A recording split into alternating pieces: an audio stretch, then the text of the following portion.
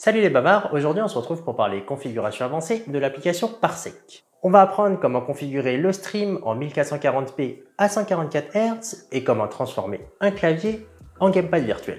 Parce que oui, on a tous cet ami avec qui vous avez envie de jouer et qui vous dit « Bah, j'ai pas de manette, j'ai qu'un clavier à la maison et dans certains jeux, le clavier est pas pris en compte. » Et si tu ne sais pas ce qu'est Parsec, c'est une application qui permet de transformer ton PC en solution de cloud gaming maison et totalement gratuit. Et ça permet d'accéder à votre PC depuis n'importe où, depuis un smartphone, une tablette Android, un autre PC et depuis un Mac. Mais le gros plus de cette application, ce n'est pas qu'elle est payante ou qu'elle vous permet de créer votre propre cloud gaming maison, c'est qu'elle vous permet à d'autres utilisateurs de s'y connecter en même temps avec vous. Vous m'avez suivi là ou il faut que je recommence? En gros, vos amis vont venir se connecter sur votre ordinateur et vous allez tous jouer ensemble sur un seul PC. C'est ce qu'on appelle le multijoueur local à distance. C'est clair ou on se la refait? En vrai, si vous n'avez toujours pas compris ce que c'est Parsec, j'ai fait une vidéo à ce sujet qui vous détaille toutes les fonctionnalités et l'intérêt de cette solution, juste là.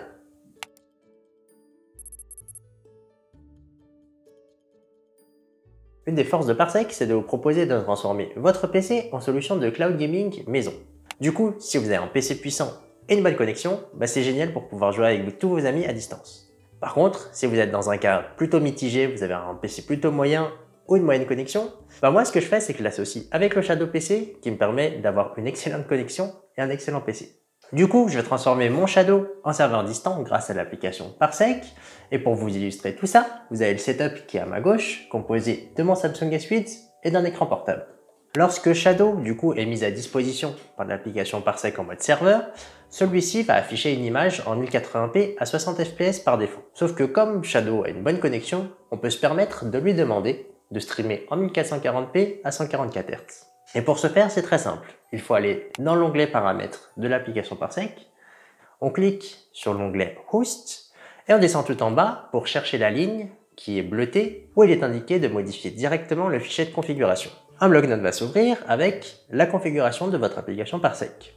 Je vous recommande de saisir les 4 lignes que vous voyez actuellement à l'écran pour bénéficier d'une très belle restitution d'image. D'ailleurs, ces 4 lignes seront disponibles en copier-coller dans la section des commentaires. Les 2 premières lignes vous permettent de forcer la résolution en 1440p et la fréquence d'affichage à 144 Hz. Si vous souhaitez désactiver des paramètres, d'ailleurs, il suffit de rajouter un dièse en début de chacune de ces lignes. Sauvegardez le tout et il suffit de redémarrer l'application Parsec pour la prise en compte. Et voilà, c'est terminé pour forcer la qualité d'affichage depuis l'application Parsec. C'était plutôt simple, non? Maintenant, voyons voir la configuration avancée du clavier. Bon, elle n'a toujours pas démarré. Bon.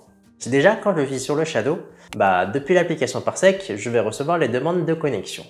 Et justement, quand j'ai un client qui est connecté et qui va voir l'écran de mon Shadow, en fait, je peux déjà par défaut lui partager mon clavier et ma souris.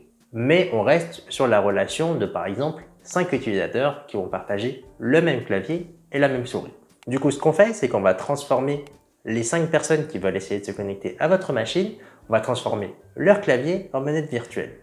Et du coup, la manipulation là que je vais vous faire, elle sera à faire sur le PC de votre ami. Donc à la personne qui cherche à se connecter à mon Shadow PC, qui ne s'affiche toujours pas d'ailleurs ici.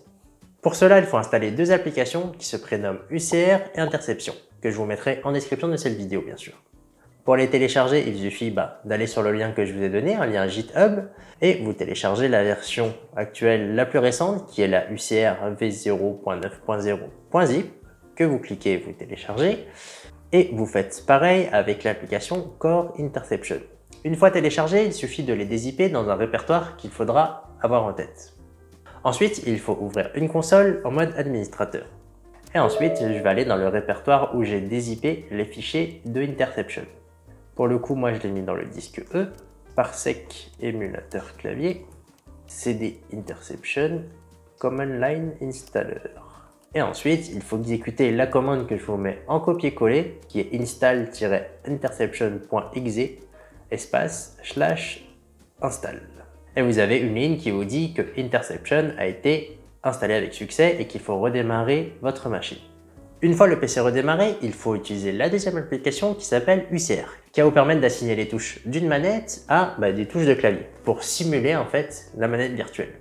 Je vous montre l'extrait final que vous aurez sur la configuration UCR pour que au moins visuellement vous sachiez tout ce qu'il faut faire. Quand vous configurez les touches de votre clavier à la manette virtuelle dans ce nouveau menu, en fait, il y a 3 catégories à retenir.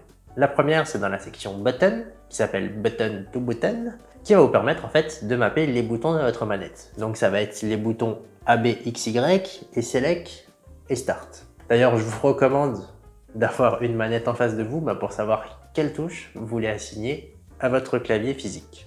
Ensuite, la deuxième section sera Button to Axis, donc button simple au singulier, qui va vous permettre de faire les gâchettes LT et RT. Et le dernier sera de simuler la gâchette gauche de votre manette en utilisant au pluriel Buttons to Axis. Il suffit de reproduire ça chez vous sur le PC de votre ami pour qu'il puisse simuler son clavier en manette virtuelle. D'ailleurs, le plus compliqué, ça va être de configurer le joystick gauche parce qu'il faut comprendre que l'axe LY, c'est l'axe haut bas et l'axe LX, c'est l'axe gauche-droite, ou plutôt petit bug, c'est l'axe droite-gauche. Si vous avez un doute pour paramétrer tout ça, n'hésitez pas à m'en faire part dans la section dédiée des commentaires et je vous y répondrai volontiers. Du coup, avant de terminer, une petite séquence pour voir si ça fonctionne et c'est fini. Bien évidemment, il faudra que votre ami, avant de se connecter à Parsec pour rejoindre votre machine à distance, qu'il lance l'application UCR pour que ça fonctionne.